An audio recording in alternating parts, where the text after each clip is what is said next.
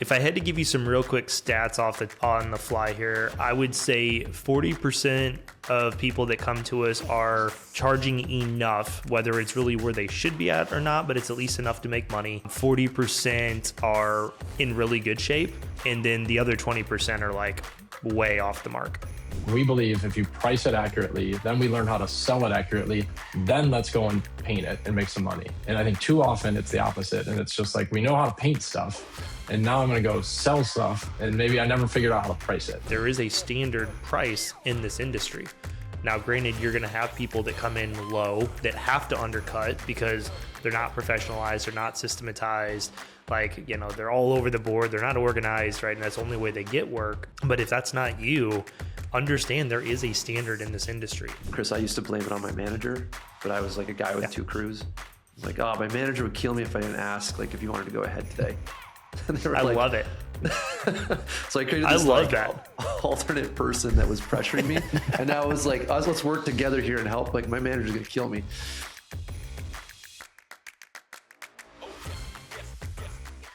Hey, what's up, everybody? Welcome back to another episode of Price Sell Paint. I am Jon with Michael Murray, who you guys may or may not know. He's been here before, but Chris Moore has not been here. Welcome, Chris, to the podcast. Chris is the founder and managing advisor of Elite Business Advisors. And Chris, we're just happy you're here, man. Thanks for being here. Yeah, thanks for having me. I love doing this. I've always enjoyed chatting with you guys, and I'm honored to be a guest on the podcast. Beauty. Well, we always find that it's best for our guests to just tell everyone who's listening who they are, what they do, and why this is going to be an awesome podcast. So, Chris, I'm going to send it over to you. Yeah, no, I appreciate it, man. So like you mentioned, founder of Elite Business Advisors. Our company works exclusively with painting contractors all over the country, all over North America, to help them more on the business side of their business. We help people in all areas, whether it's finances, marketing, estimating sales, HR, operations, day-to-day systems, strategies to grow, like kind of everything, right? And my background, I spent over a decade in the painting industry myself. I had my own business here in the St. Louis area where I'm at. Our whole team of advisors all have ran and managed painting companies before too. It's kind of become a non-negotiable to work for us. And that's because we found a lot of value in literally being in the shoes of our clients that we're helping through stuff. We've all been there. We've done it. We've walked through those problems. And so we find that there's a lot of value in that and kind of how we coach and advise our clients. I like it. Yeah. I mean, it's different for somebody who's never done this before. You know, the painting industry is similar to other industries, but in many ways it's just unique. Yes. And, some of the like day-to-day struggles and just crazy stuff that happens, Jon and I share privately with each other all the crazy things that we go through. And I appreciate Jon's counsel. And I think it's important that everybody in the industry has somebody that they're doing that with, whether it's a coach or just friends that you meet at the PCA or all of the above. So I think what you guys are doing is pretty awesome. I like that approach. I appreciate it. So yeah, I mean, Price Sell Paint, obviously we like to talk about sales, pricing in the paint industry. And, one of the things that Michael and I really, really believe, and kind of the foundation of what we do is that we think, pricing and selling a job is almost, well, we like to say 90% of the battle, because that's where the money is. And without money, you can't run a business. And without a sale, you can't hire and do your thing. So would you agree with that, Chris? Or is there more to it? Are we missing something? Yeah, so I would agree to it, but I would also throw marketing in there as well. I think your head's on the right track. And I think like if you break the painting industry down to a very like simplistic functional level, you will never make money if you don't have jobs to produce, right? The only way you make money with any type of service business, but we'll just talk painting specific, is when you literally produce work and can bill a customer for it, right? And so to back that up, before you can even talk about production and operations and financials, like you have to have work to have in order to produce, to make money, right? So I would 100% agree with you on that. I would just also add in the step right before pricing a job and say the marketing and lead generation side is, I don't know, equally important. You guys are pretty important, don't get me wrong, but like I would put those two hand in hand, because without either, the business fails. Yeah, no, that's totally valid. I think the one thing we hear a lot of in the painting industry, I find, is that there's like, it's feast or famine with marketing for most people. Most people don't figure out how to do it consistently, and just like to learn what actually works and test. I mean, we just had a chat with Garrett Martell a couple weeks ago, and his business, and it's really interesting to learn what moves the needle in terms of getting leads, but also there's like marketing after the like you do the estimate and after they close or don't close, and there's all these different channels to it. So yeah, I totally agree. Like, it's the communication piece that matters. So For sure.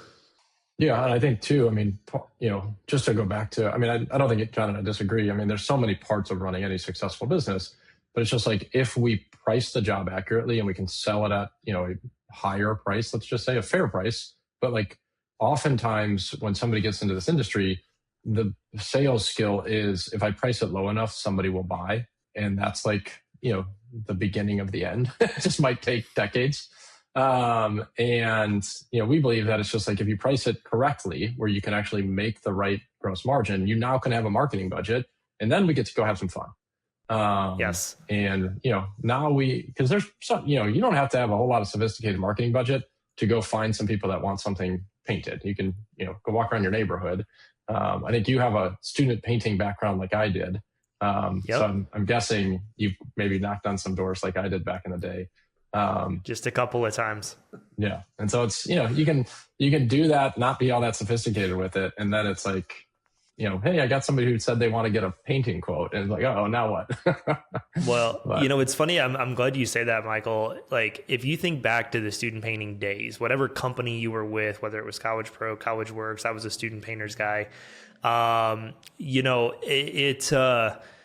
At the end of the day, I mean, we would have college students that would run a $80 to $100 to $120,000 business in the 3 months of summertime, right? So you extrapolate that out, you're looking at a $300 to $500K business, sometimes even greater than that. I know the record my last year there, I think, was at like 220 for the summer, which was just insane, right? And we didn't do Google ads.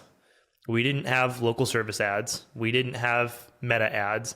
Like, we had lawn signs, door hangers, what we called our Hello Neighbor flyers, and grit. And that's what we did, right? So I agree with you on that. You don't have to have a crazy sophisticated budget for it. You just have to be consistent and actually have a plan in place to do that. And I think, to your point earlier, you mentioned about pricing being the beginning of the end. Whenever I get to go speak and do sessions with Sherwin-Williams all over the country, I always share that, like, the average painting contractor's business lasts like 18 to 20 months. And I always ask, like, why do you think that is, right? And the first joke is they run out of friends and family to paint for, which is part of it. The other joke that people always say is taxes finally catch up with them, which is unfortunately also true. But really the third part of it, which I think is the true answer, is what I always call out of business pricing. And you said that spot on, right? Hey, I made $25 an hour at this painting company. I'm going to leave and start my own, and I'm going to charge $32 an hour. Yeah. Okay. Well, yeah. Now you have taxes, you have insurance, you have marketing costs. Like, you're driving all over the city doing bids. Like, there's so much that goes into it. And again, yeah, after 18 months, they just go, yeah, I was making more money at my old job, actually. Right. So I think the fundamental of that, if you can use that 18 months of friends and family and network and some grunt marketing to build momentum, price it right, sell it right, have that margin, like you said, that's where the fun begins, because you're building momentum in the right direction. Well, I was just going to ask a follow-up on that real quick. How would you teach somebody on like a very like back to the napkin way to figure out how much they should charge? The simplest way is figure out what your hourly labor rate should be. So, kind of rule of thumb, if you have in-house employees, take the average of all their wages, add your insurance burden and employer taxes, which is 20%, give or take. Lost me already. I know, that's okay. That's okay. Some people are following me still, John. Canada. Yeah. Canada. Yeah. You don't, guys, you're just weird up there. Yeah, exactly. Keep going, and then Chris, usually thanks. I appreciate that, Michael. Thanks.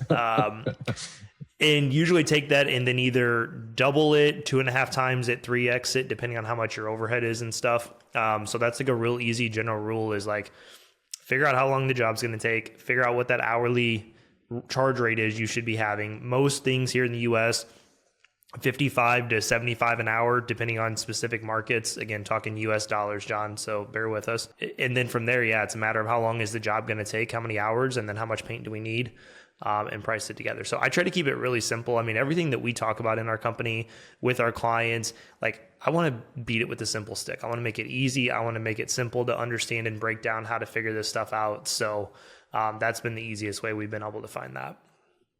Yep. I like it. That's what, I think we've maybe a long time ago talked about something like that on the podcast. I think it's really good for people to be able to heat check themselves. I would lean towards that, like personally, just 2.5 to 3 times whatever your labor cost is, plus the burden. Most people aren't charging enough, even like the larger, more sophisticated companies who are very intentional about their pricing, especially lately, right? I mean, inflation's been a very hot topic over the last 3 years or so. And I don't know that painting contractors are always keeping up with their pricing and things like that. They're definitely not. Yeah. Chris, if you do that whole process, and I think we have talked about this before, and I've always been on the side of, 3Xing that number. Yeah. And how many of the people that come to talk to you are charging enough, or is that like the first thing you guys look at? If I had to give you some real quick stats on the fly here, I would say 40% of people that come to us are charging enough, whether it's really where they should be at or not, but it's at least enough to make money. 40% are in really good shape. And then the other 20% are like way off the mark. High or right? low? I'm assuming low. low. Always low. Yeah, always low. I've yet to have 0% anybody ever come. are way too high. Yeah, exactly. Yeah. I've yet to have anybody come in and like, oh, you're actually charging too much. It's one of our best case studies is a client up in Michigan, and like literally that was the situation. He was working 80 hours a week, not making any money. Come to find out, his charge rate was like $30 to $35 an hour. And so, yes, it's an easy fix, but how do you take somebody? And of course, he was booked out 9 months. That was the giveaway. Like, you're probably too cheap. But like the easy thing is like, okay, we'll go start charging 60. Well, how do you take somebody to have confidence in sales that was charging 35 to now be at 60, right? He's finally up to 65 as of last springtime, but it was like $10 increments, $5 increments over time. It's like we got him stable. We got him off life support. We got him stable. And then it was slowly just creeping that up as that demand stayed there. And as he built the confidence and also saw like, oh, I can still sell work at these prices, right? Mm-hmm. And so I think that's a big battle. Like everybody's like, oh, it's just super easy. Like just go from 35 to 60 an hour. And it's like, yeah, psychologically that's hard for a lot of business owners to do.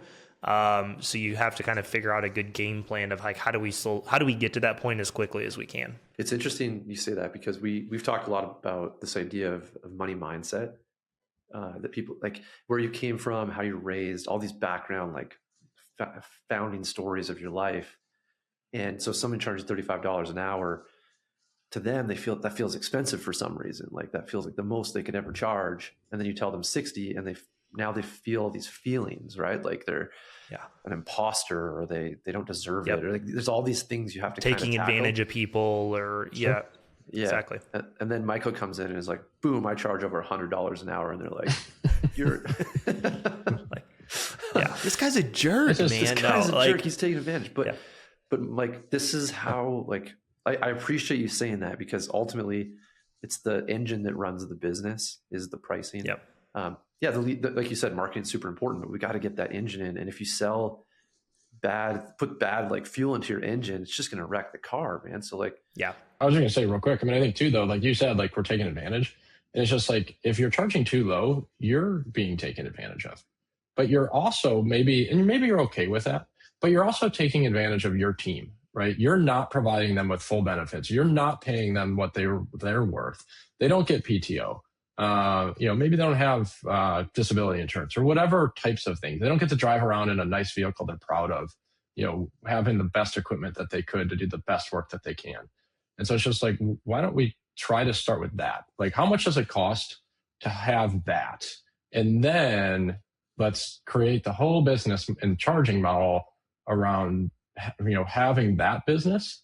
Who doesn't want to be a part of that? I think like that all of a sudden starts to attract, everything that we want in this industry. Yeah, I think that's a great point. And I think, again, it's helping them psychologically think about it differently, right? There's a lot more to it than just what are they paying themselves. And honestly, this is where, I love just PaintScout software because it provides industry benchmarks and production rates. And I know it, tweak to their business and certain things, but for the most part, like you guys help implement a standard that people need to become aware of, right? And I think that is, so if anybody's listening to this and you're listening, you're like, man, I really resonate with that, right? Like, how do I go from here to there? How do I get past those limiting beliefs? I think it's understanding that there is a standard price in this industry. Now, granted, you're going to have people that come in low that have to undercut because they're not professionalized, they're not systematized, like, they're all over the board, they're not organized, right? And that's the only way they get work.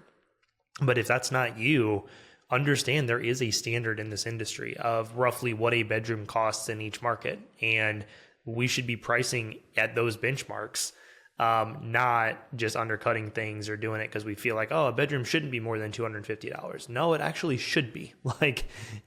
So yeah, I think that would be something to understand, like why there's benchmarks in place and what those are, and price accordingly to that, not what you feel it should be. There's a price point for everybody in the industry, right? Somebody in your market is willing to spend $200 an hour. There's probably not a lot of customers in that price point, but maybe that's okay, especially if you're a sole entrepreneur running, doing your thing. And there's people that are willing to spend $35 an hour, and there's everything in between. And so going back to that marketing point, it's just like, if everybody you're talking to isn't willing to spend the $60 or $75 or $100, whatever it is an hour, then maybe we're just talking to the wrong people. But there are people in your market that are willing to spend more than whatever you're currently charging. When you guys, with the stuff that you do, Chris, so we've got the pricing kind of figured out now, and 3xing your average hourly wage should get you close to where you got to be. What comes next? Obviously, we got to sell it. And is that stuff that you guys work with clients on? Is like, let's talk about that process, because it sounds like that guy at $35 an hour, I'm just going to guess, probably didn't have a very good sales process. No, not a lot of repeatable action happening there. I think he was good at sales because he's a great human being and he connects with people and people like him and trust him, and they did great quality work. Hence why he was booked out for 9 months. But yeah, no, that's actually one of my favorite things to talk about is that sales process. We talk a lot about it in the sense of, for starters, if you're going to go from $35 an hour to $60 an hour, we need to probably change the sales process to justify the $60 an hour, right? We need to have it branded. We need to have it professional.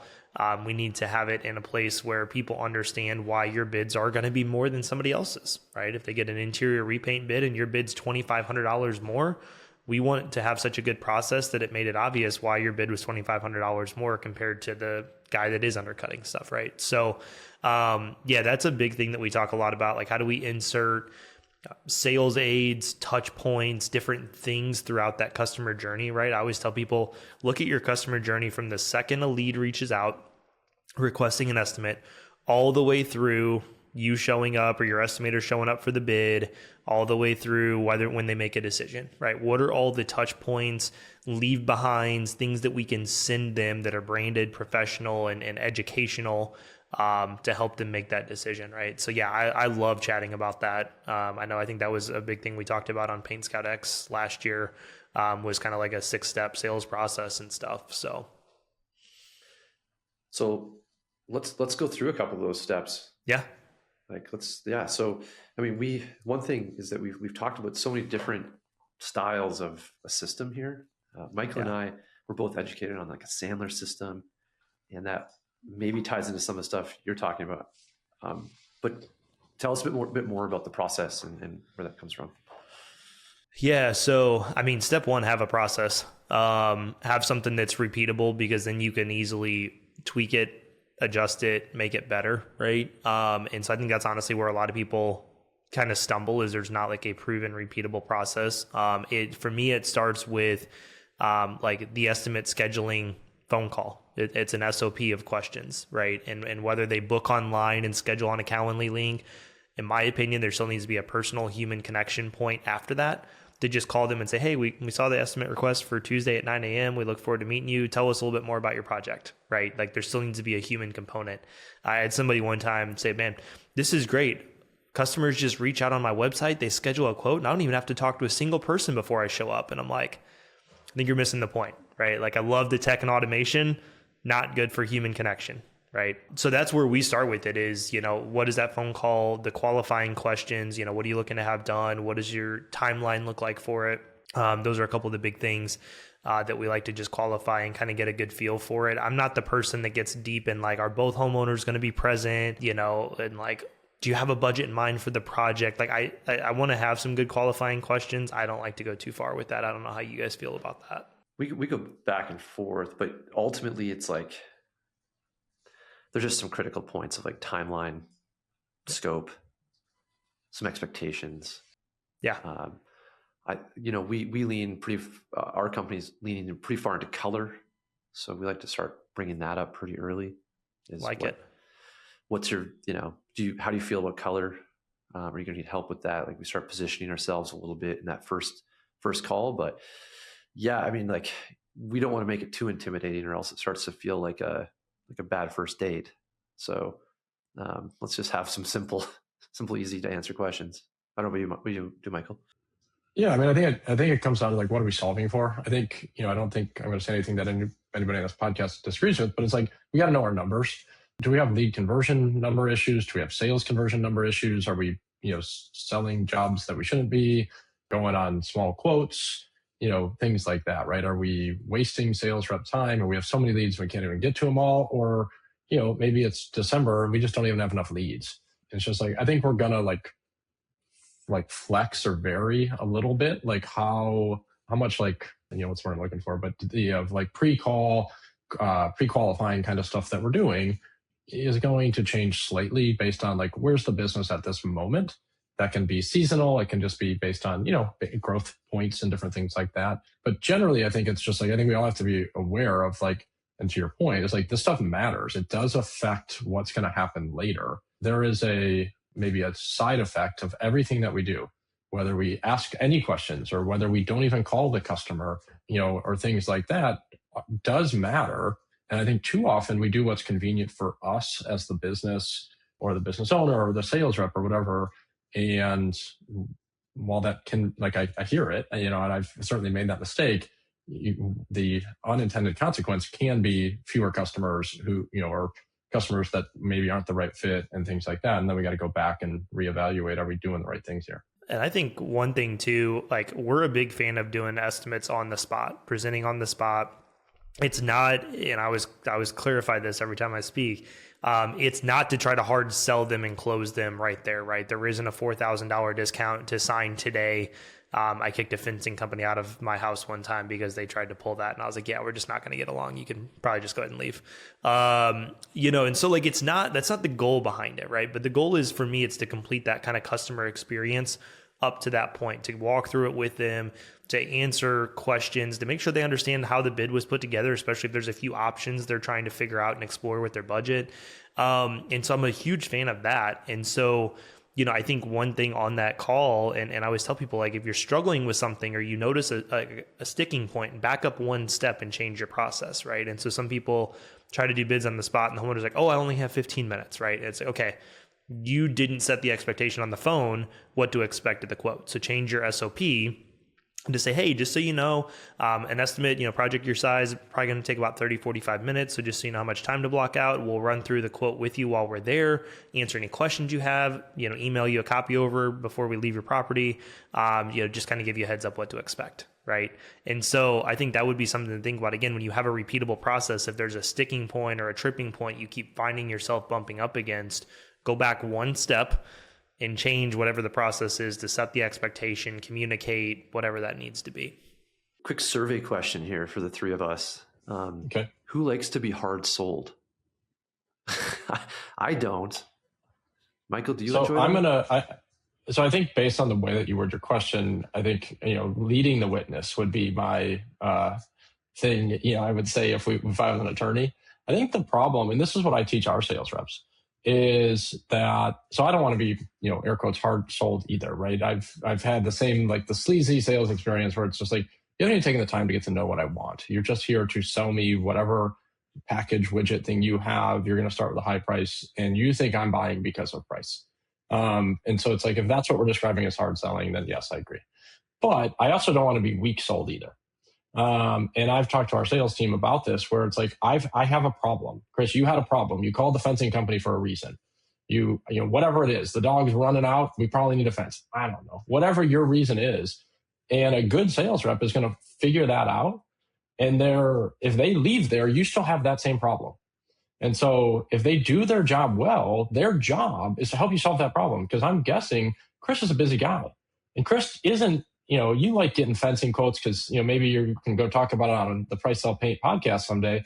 But as much fun as that is, you got other shit to do.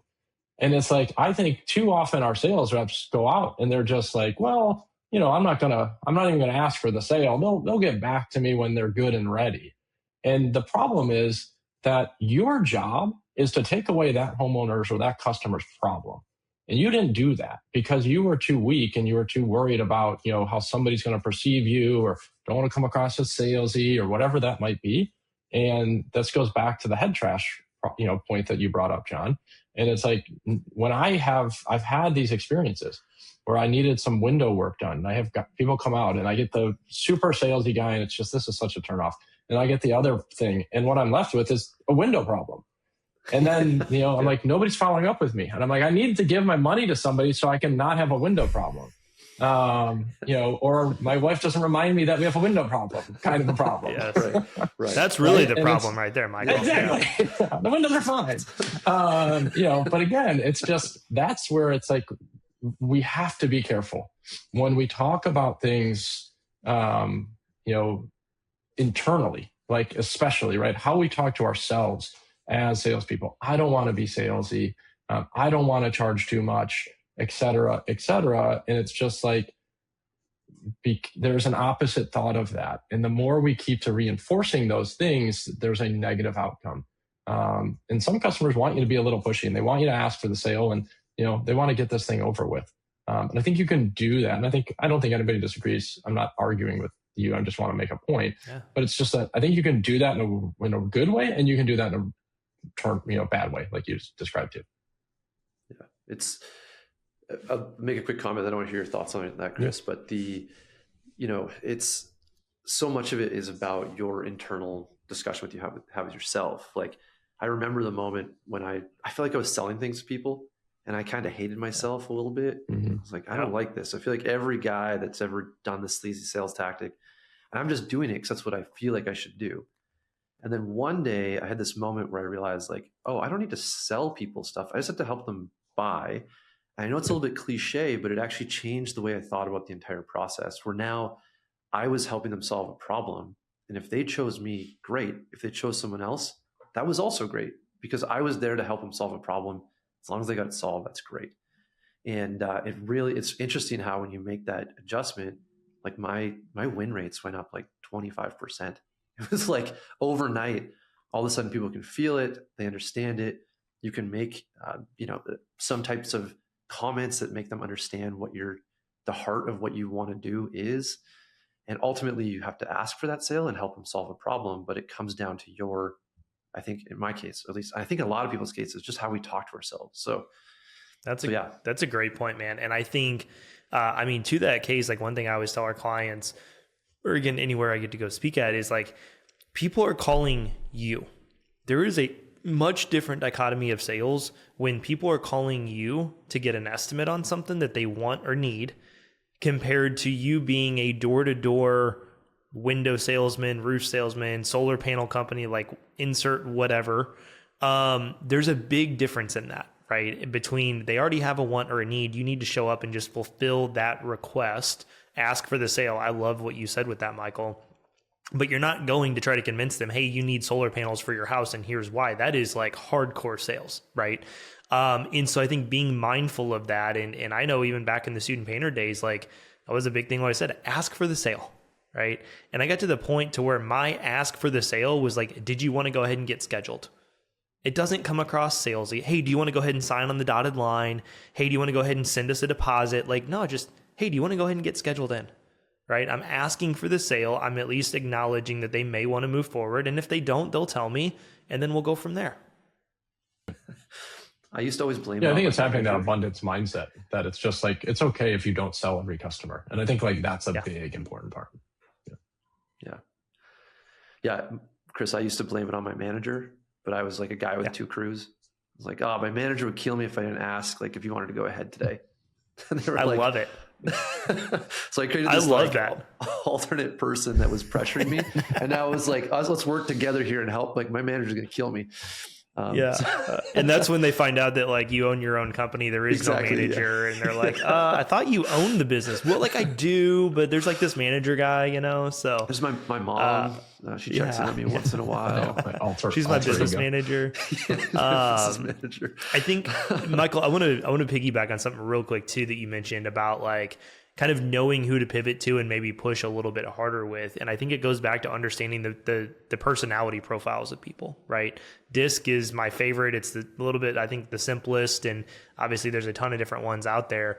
But understanding that like different personalities are going to want to handle that interaction differently, right? You get a very high D, direct, dominant personality. Like they care about one thing and it's results. So like, tell them what you're going to do. Tell them how you're going to solve their problem. Tell them how much it's going to cost to do it. Ask for the sale because they might be ready to just be like, done. Okay, on to the next thing, right? Because they don't probably have hours to deal with multiple bids. So I think really getting in tune with understanding those personality temperaments, tendencies and stuff will be super helpful to navigate when to maybe push a little bit harder with somebody and then when to be also a little bit more passive with others.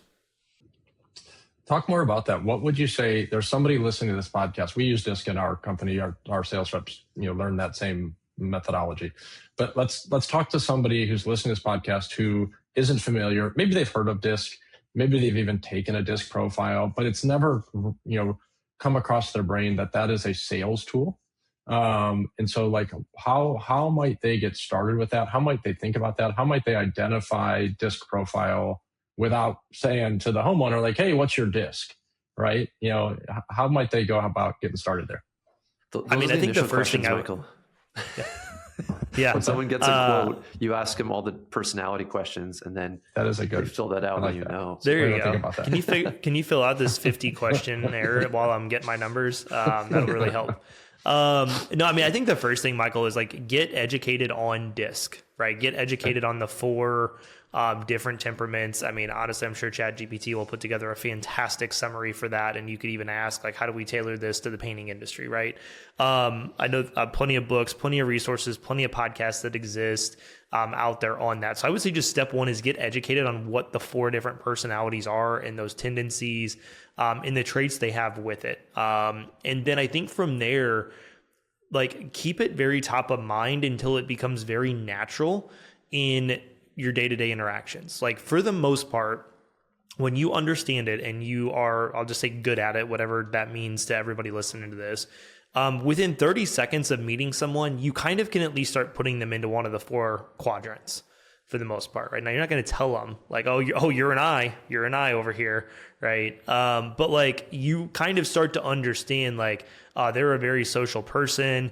They don't care about the details. They're probably more here, so I need to tailor this presentation that way, right? So I would say start with education, practice it just in your day-to-day interactions with anybody you come across, because when you can get good at that, then step 3 would be figuring out how do I tweak my sales process, my interactions, my conversation with them to suit that personality, right? So let's take this the next step, if it's okay. I think this could be really impactful for people. It's also something we've never talked about on the podcast that I can remember. I love that you brought this up. So let's just first talk about, I'm just going to ask you some basic questions. Again, I'm going to pretend I've never heard of this before. So what are the 4, give me like a quick synopsis. What are the 4 profiles? Yes. So D stands for dominant direct. It is somebody, so everything runs off of, are you task oriented or people oriented? And are you introvert and extrovert or extrovert? So a D dominant direct person is going to be task oriented and extrovert. They're typically good leaders. They're hard charging. They care about results. Sometimes they forget that people exist in the process, although they are extroverted in that sense. But a lot of times it's focused on the task, the results that they're going to get from it. The I believe stands for interpersonal, if I remember correctly.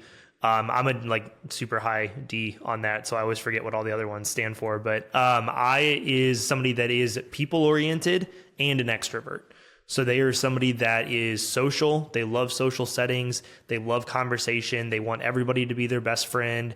And they forget that sometimes like we have a job to do, or like we actually have to accomplish something, right? If you ever go to lunch with an I personality, plan on it being a 2-hour long lunch with like 15 minutes of productivity thrown in there, probably forced by you. The C, I cannot remember what that one stands for. But C is somebody that is going to be task-oriented and introverted.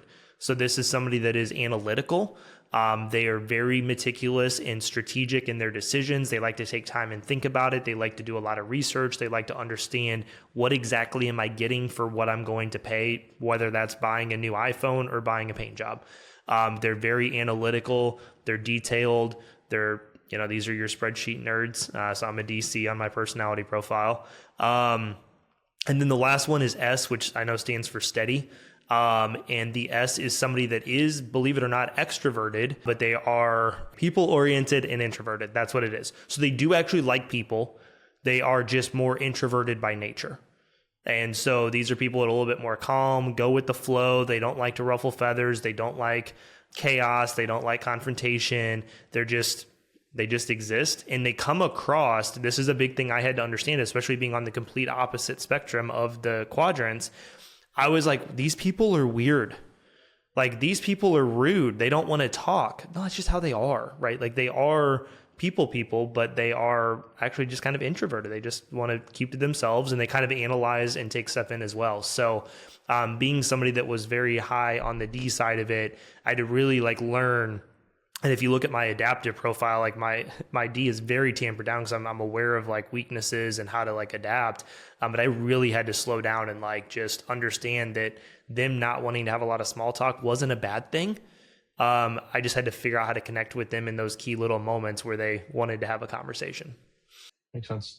Yeah, I'll jump in and add a little bit of context, and I want to give you another question. I think the way I like to think of that SI difference is the I will use like a upcoming PCA Expo here in a few weeks or whatever. So at the PCA Expo, your I's are going to be the life of the party. They're going to have 75 friends. They're going to be talking to everybody. And your S's maybe have like 5 really deep, meaningful relationships. They are often known in like loyalty is often something that's talked about as somebody that's a very high S. They're very routine based and things like that. You mentioned like that C, that like accounting spreadsheet engineer type mentality of just like they need to know every detail. So when we go to a sales appointment, now let's just talk specifically, we're at the home. What might be something that somebody could do or not do that might be a quick cue for the sales rep that, oh, this person is, giving me some hints that they're a D, an I, an S, or a C? That's really good. I feel like you already have an answer teed up here. Off the top of my head, I think one thing would be, how important would it be for me to explain the process in which we're going to go through and complete this project? Right. Yeah. And straight up ask that, and just, they could kind of be like, I don't know. Like, just be like, oh, okay, well, some people really want to know every single step and what to expect. And some people don't really care. They just care about the price and are we going to do a good job and use high quality products. Right. So, again, flying off the seat of my pants here, I think that would be one that you could ask that kind of gives you that inclination of what direction they are. Yeah. I think it's like, some of the examples that we use in our sales training is like, you show up, and we've all seen this, right? You show up and the homeowner has like a list, you print it off, and it's just like, they already know what caulk they want. They already know what primers they want. They're going to show you like, here's the type of siding I have, and here's the manufacturer specs from it and things like that. And it's just like, that's a C. That's a very high C. Yeah. And so what you need to do now is like meet them where they're at. That might not be where you are. You might not, it's like, oh my gosh. And it's just like, but if you don't have good answers to their very detailed questions, they're not going with you. Where it's just like, we can't just say to that person like, oh yeah, we use like premium quality paints. It's like, which one, what sheen, what, it's like whatever. And some sales reps are lost there, right? Where it's just like, I actually don't really know that level of detail. Yeah. No, that's a great point. That D, to your point earlier, is just like, yeah, so how much is it? Like, I don't read me the quote. Like, I don't care. I assume you guys are going to do a good job. I like you. we're jiving right now. What's the price? When can you get started? No, I think that's great. And I think, again, knowing those tendencies, and then again, how do you tailor that presentation to them to be detailed to the C-oriented person, to be not overbearing to the S's that are, you know, like you said, like very reserved and whatnot. And then the I's, to me, sometimes are the painful ones, because it's like, I actually need to give you this quote, but all you want to do is talk about, you know, how bad the Blues are doing this year. Like, that's fantastic, but like, can we get to business? Like, so yeah. I think, what I see with like your S's, your S is typically the person who really wants to get to know you. And it's just like, let's just talk. Can I get you some coffee? Let's talk for a half hour. And like, tell me your whole life story. And like, I want to know about your family. And when you leave there, they want to do business like with their best friend. And if you're not going to take the time for them to get to become your new best friend, it's going to be hard to connect. Where that it might seem similar, but it's just like, we became best friends in 3 minutes. And it's just like, wait, you went to the same college as me? Like, oh my gosh, this is great. All right, let's figure this thing out. Where that asset, they're going to be a little bit harder to crack. But once you get that, like you're going to do work for that person maybe forever, and they're going to refer you and all of that kind of fun stuff. Anyway, so that's just like, I thought that was really, kind of interesting. It's something I like to nerd out a little bit on too. And I really appreciate you brought it up. And I think you brought up a good point too, is there's a lot to learn here, and, AI, ChatGPT could be a really good next step for somebody listening. 100%. The other thing here to mention too, though, is like, if you're somebody who's listening and this is not something you've dug into yet, and it feels overwhelming, you're like, here's this code of life that you're not seeing and you need to learn all about it. There are some hacks I'm sure Chris can offer you and that are available that might just help you ask some questions that kind of hit those different personality types. And, we don't all have to be personality sleuths here. Like, we can facilitate a process that works. And that was, I remember talking to a friend of mine who did car sales, and they had the 4 types, and they'd ask these questions and immediately stereotype their like buyer into some type of like alley, and then just like go hard at it on whatever that was. And I was like, what's your success rate? And he's like, well, like, I don't know, 20%. I'm like, maybe it's not working so good. Yeah. So it goes deep, but I don't think you have to get there right away. Like, there's ways to implement small steps. No, I think that's a good point, John. And I know I'm 99% sure if you are coming to PCA Expo, Justin Gordy from Harpeth Painting is doing a talk on this as well. I believe it's the same talk he did at Residential this last year. It was amazing. But I think along that note, John, like, have your hard skills in place first, your processes, your bidding system, like, have everything else laid out first, and then learn more about these soft skills that we talk about, right? I wouldn't go down, like, if you have nothing in place listening to this today, don't go down a rabbit hole for the next 4 months and learn all about the personalities, but not have a repeatable sales process, right? Like, get the hard system in place first, figure out how you can integrate some sales aids, some leaves behind, some things that you send out in the meantime, to increase that professionalism, and then dive deeper into the soft skills once all that is running pretty smoothly. And again, it's just every little thing at that point is going to slowly creep up that close rate. I 1,000% agree. John, I mean, when we originally talked about what are we going to call this thing, it's very intentional. We believe if you price it accurately, then we learn how to sell it accurately, then let's go and paint it and make some money. And I think too often it's the opposite. And it's just like, we know how to paint stuff, and now I'm going to go sell stuff, and maybe I never figured out how to price it. And so, like, if we're not even given an accurate price on the spot, we don't need to worry about personality profiles or anything like that. There's some foundational building blocks. I'm glad that was said, for sure. Yeah. One thing maybe we can just leave everybody with for this podcast is like, you've got, if you're someone who's listening and you've this like mountain of information that you need to take in, and you're sitting there kind of panicked now because you're like, wow, there's a lot to do. What's maybe the first place you would start? Chris, Michael, let's go in that order of how to get yourself moving so the anxiety goes away. Yeah. I think the first step, I briefly alluded to it earlier, is just sit down and write out what is your sales process. And if you don't love whatever it is that you write out what you would like to see that be. right? As I mentioned earlier, like a great one is just that estimate schedule, phone call, SOP, maybe something to send them before you show up for the quote, doing a walkthrough, doing the presentation there on the spot, following up. Like even just something simple and routine like that, get there, do the walkthrough, get your numbers together, write it up, present it to them. So I think just honestly, that's a great place to start. Is it kind of gives you that big picture roadmap, and then you can kind of figure out from there, like what do we need to do better at? And it'll give you an order to work in. I agree with everything Chris said. I'm not going to add much to it. I think it's, just like anything. I mean, if you have a plan, it doesn't necessarily have to be a great plan, but at least now we can have something to go from. And if it's not working, we can go figure out what step of the plan isn't working. If we just do something different every single time, we're waiting for luck, hoping for, chance, if you will. And, I think Chris is spot on. It's like, if you don't already have this, you can go do some of the stuff on your own. And the AI tools can be very helpful here, but having, somebody like Chris and their team to help you to implement these things, but then also just as importantly, is to like review the game tape, if you will, and say like, are the plays working? Is this the right thing?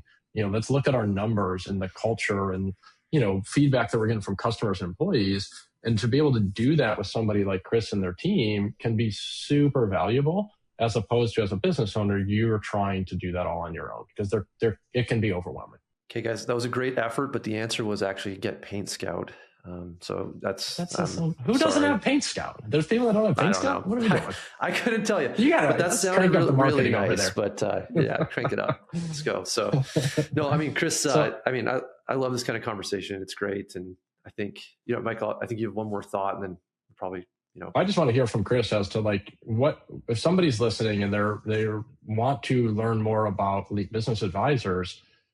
Talk about maybe who is a good client, if there's such thing as maybe somebody that's not a great client, if they're not ready yet or whatever.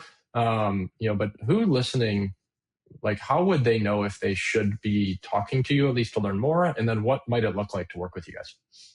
Yeah, no, I appreciate that opportunity. I will say this, we work with pretty much all size businesses. So if you are at $250K a year, doing all the work yourself, maybe you have one employee or something, we have options there. We've really redesigned the last couple of years our packages and how we support our clients at the different stages of business, from infancy all the way up through multi-million-dollar companies. And so as far as like size of company or where you're at or how much how many systems do you have in place, like it really doesn't matter.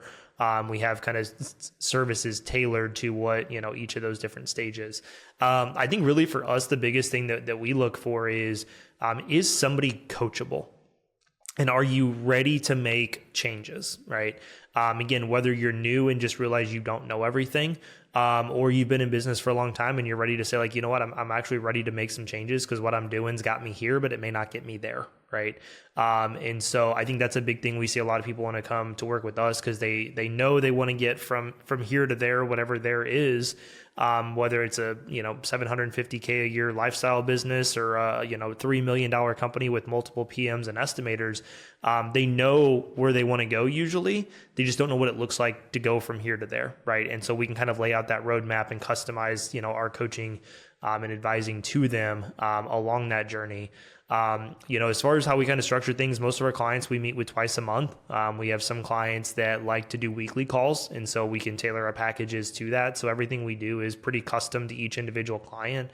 And again, we've got those different service offerings at all different levels, right? So we've tried to have our entry level point at $395 a month for those smaller contractors and a group coach, and then it can range up from there. And then as far as just how to start that process, you can visit our website, elitebusinessadvisors.com. You can click the schedule a free analysis meeting with us, and I'll reach out and schedule that. I handle all those myself, to just get to know our businesses more, get to see if it seems like it would be a good fit, and then who on our team is best served to help them take that next step. So, happy to do those calls, chat with anybody. I always try to leave people with value, for whatever they decide, but, we try to make it simple for them. Doesn't sound like they're going to get a hard sell on that call. You know me. I think you just heard that. So if you haven't figured that out by now, I tell everybody that. I'm like, I'm not going to hard close you today. Like, if you're ready to make a decision to move forward, we'll get your first meeting scheduled. We'll hit the ground running. If you need some time to think about it, like I'll follow up with you next week. So Everyone who's ever hard sold me on something starts with, I'm not going to hard sell you on something. So let's just keep. But see, then I follow through on it. So I give them that credibility that I follow through and I'm a man of my word, right? That's good. Okay, great. That's impressive. You need to do, John, fill out the intake form and let us know how it goes. Yeah, there we go. I'm going to buy like 16 different things and I won't know why. He took my credit card. It's fine. Yeah. Well, Chris, thanks for being on the podcast, man. We appreciate you. And this, hopefully, if you're listening and you enjoyed this, give it a like, subscribe. We appreciate the feedback. And Chris, thanks for your time. It's great to have you. I appreciate you guys. It's been fun. I'm always happy to do this. Thanks, Chris. Okay, appreciate talk to you guys later. See ya.